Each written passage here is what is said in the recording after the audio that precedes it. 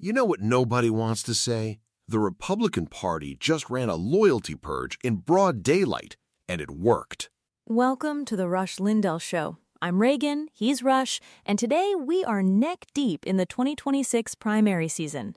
Massie, gone. Cassidy, gone. And now John Cornyn, four-term senator from Texas, gone. Trump's endorsement record sits at 118 and 0. 118 and 0. That number's hard to argue with. The question worth asking is what it costs in November. Well, that's the part we're going to dig into, because winning a primary and winning a general are two different sports. Right. And Brookings published a piece today asking exactly that, whether this is shrewd party building or a general election liability in the making. Paxton beat Cornyn by 28 points. 28! The first Republican senator from Texas to lose his own primary since 1970. And Cook Political shifted the Texas rating the same night results came in. That's not nothing.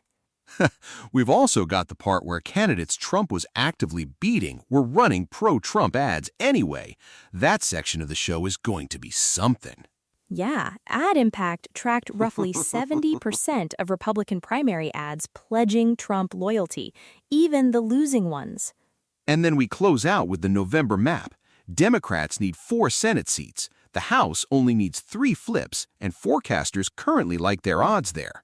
So it's possible the loyalty purge wins the primary war and loses the chamber anyway. That's the scenario we walk through at the end. That's exactly right. Let's get into it.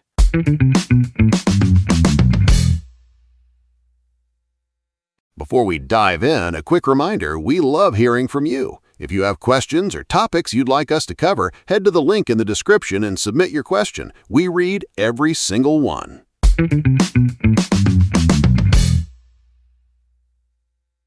So here's what's going on with the 2026 primary season, and I need you to sit with this number for a second. According to Axios, Donald Trump has picked favorites in more primaries than any other president in history. More than any. And his endorsed candidates have won every single race where results are in. 100%. That's a remarkable number, and Brookings put out a piece just this week noting that these primaries are the clearest early indicator whether Trump still has his group on the Republican Party. The short answer seems to be yes. Yes, unambiguously yes. Axios reported he endorsed 95% of the 217-member House GOP conference. Wow. Nearly 2/3 of Senate races. And the strategy, Reagan, is not random. He endorsed vulnerable incumbents early, froze out challengers before they could gain traction, and made the price of defiance very visible. Now, here's where I'd pump the brakes a little. Is this a purge, or is it just smart incumbent protection? There's a difference. Oh, I love this. I'm serious. If you endorse the people most likely to win anyway, your win rate looks extraordinary. The underlying question is whether these endorsements are actually moving voters or just following the field. Both things can be true, Reagan. And here's the thing. The strategy Axios described is deliberate. The White House decided early on to endorse vulnerable incumbents before challengers could organize, specifically to freeze the field. That's not incumbent protection. That's field management. There's a word for that. Control. Control. And the receipts are landing in real time. Cornyn, Cassidy, Massie. These are not fringe figures getting bounced. These are Senate lions and a 14-year House veteran. And that's where I think the story gets genuinely significant. Brookings flagged that the pattern in both parties' primaries tells us something about 2028, not just 2026. The progressive left is watching what Trump does to dissenters and drawing their own conclusions about primary power. Which is the larger thesis here. This is not just a scorecard. This is a structured loyalty sweep. Win in the primary, own the conference. Own the conference, own the agenda. Own the agenda through November. It's layered. I'd agree with the first two steps. The third is where November complicates things. Primary wins inside a safe field don't automatically translate. And that is a real question worth carrying into the fall. But before we get to November, the names matter just as much as the numbers, because the numbers tell you the pattern. The specific names tell you how far he's willing to push it, and some of those names, they'll surprise you. What kind of offense are we talking about specifically? That's exactly where we're going next.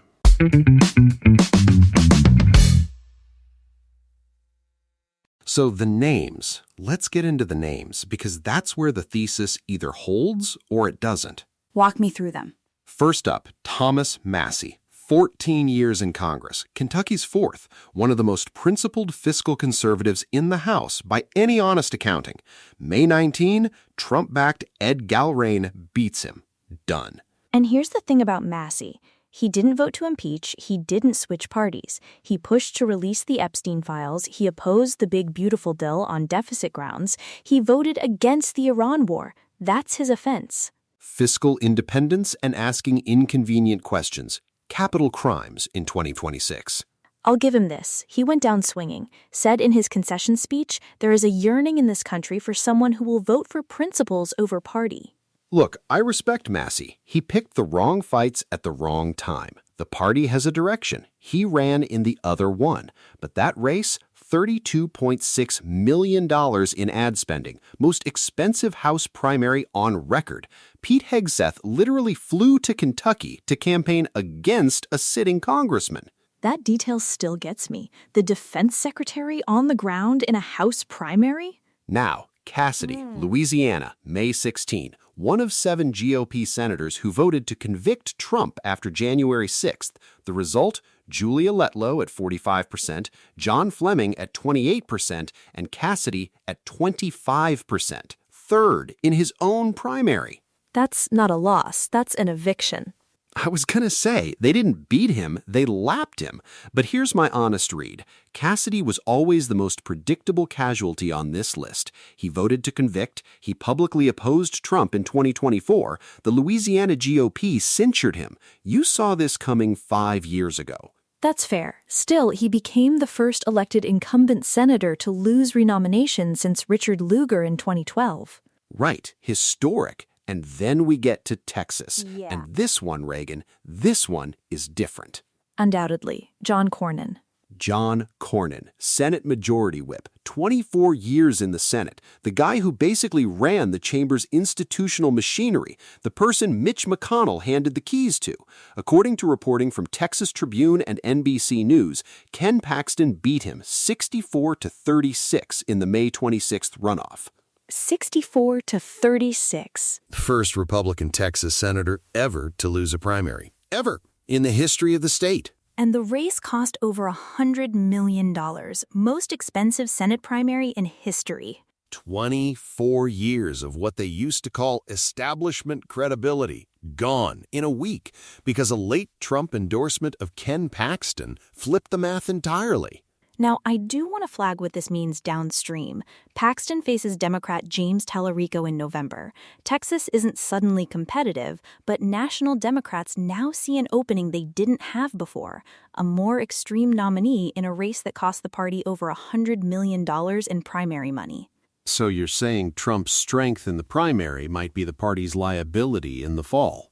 I'm saying it's a real question. Brookings flagged exactly this tension back on May 12th. Primary dominance and general election risk aren't the same calculation.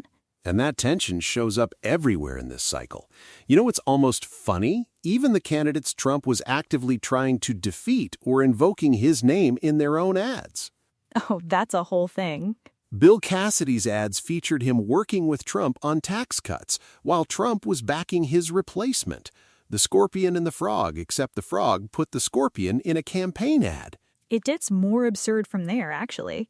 It really does, and that's where we're going.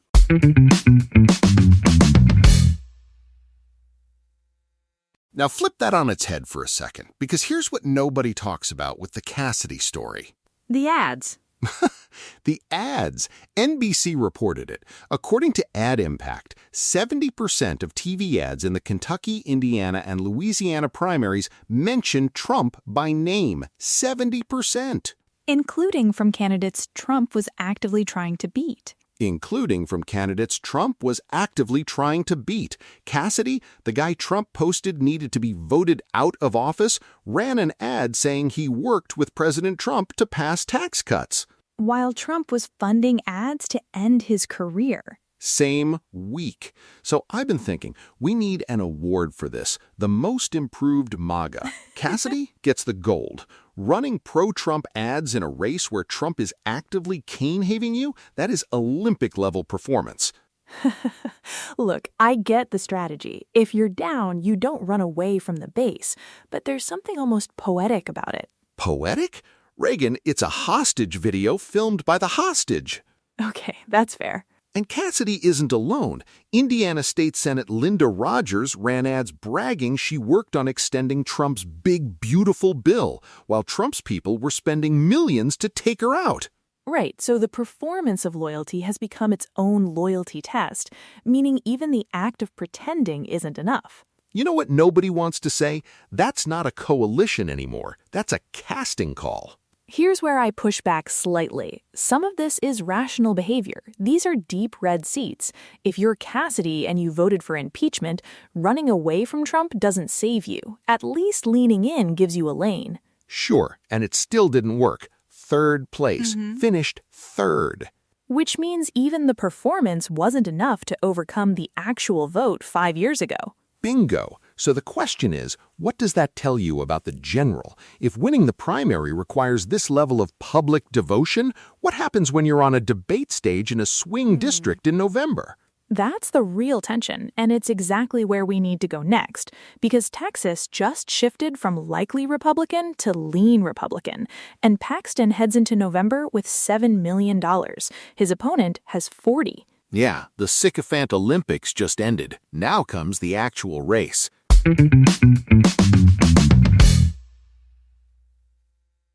So Cook Political moved Texas from likely to lean Republican the night Paxton won. That's immediate. That's not spin.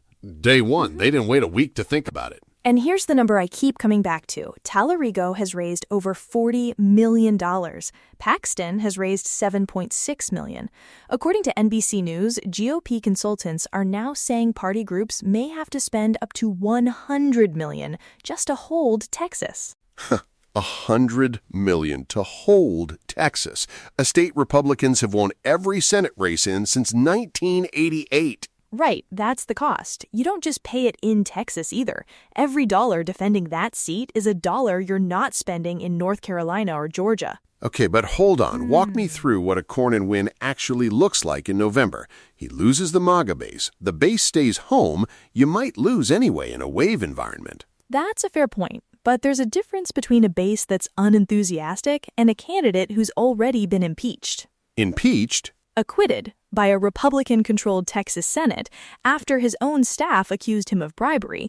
Paxton has a 57% unfavorable rating in the state. That's not a vulnerability. That's a pre-existing condition.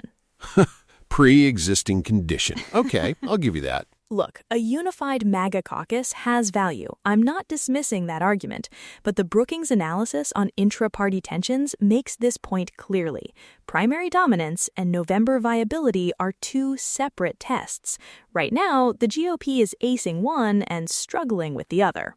You know what nobody wants to say? Paxton knew this going in. He said it himself on election night, quote, "Without a shadow of a doubt, I will be the Democrats' #1 target in November." He said it out loud. And Ted Cruz went on his podcast the next morning and told Republicans, do not take this general election for granted. That's your own party's most recent winner in Texas telling you the math is tight. So the question I keep landing on is a pure MAGA caucus actually harder to beat in November, or did the Purge just hand Democrats a recruitment poster? That's the question.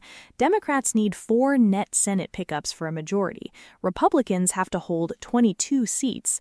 Sabato's crystal ball still rates the overall battle as favoring Republicans, but Texas just moved onto the board. And it's the most expensive media state in the country. 20 media markets. Running statewide ads cost millions per week. So when a GOP strategist tells NBC News that resources are being diverted from other battlegrounds to cover a seat that should have been safe, that's real concern, not spin. The Purge was clean. Whether November is clean, that's a different conversation entirely. And that map is exactly where we need to go next.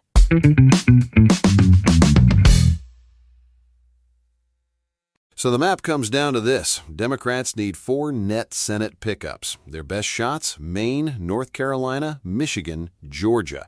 Republicans are defending 22 seats and hoping nothing breaks bad all at once. And holding all 4 of those on the Democratic side is already a tall order.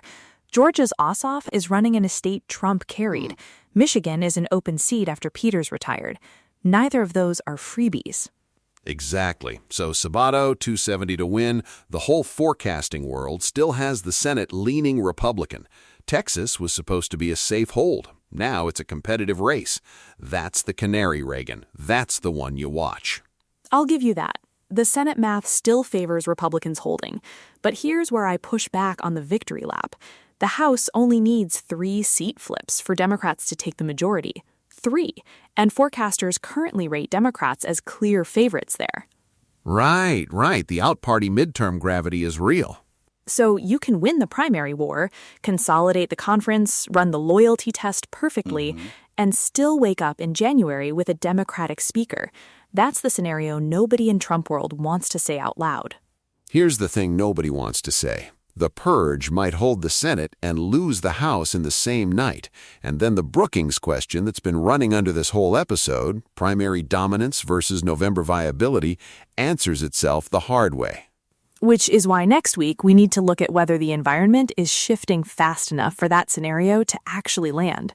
The generic ballot right now is not a comfort to Republicans. No, it is not. We'll get into those numbers next week. Stay with us.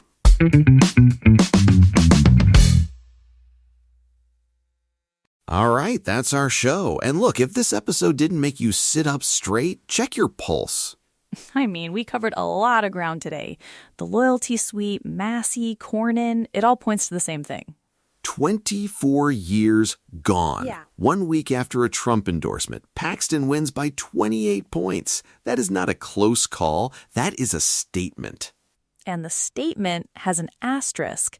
According to Brookings, Paxton's fundraising weakness and legal baggage may hand Democrats a window in Texas they haven't had in years. Win the primary, sweat the general. That's the trade. Which is exactly the tension we're going to keep watching all the way to November. Bottom line, Trump owns the primary process right now. What he does with that in the fall is the whole ballgame. Well said. Subscribe, leave us a 5-star review, and tell a friend who needs to hear this. New episodes every weekday. Thanks for being here. We'll see you next time. Stay sharp.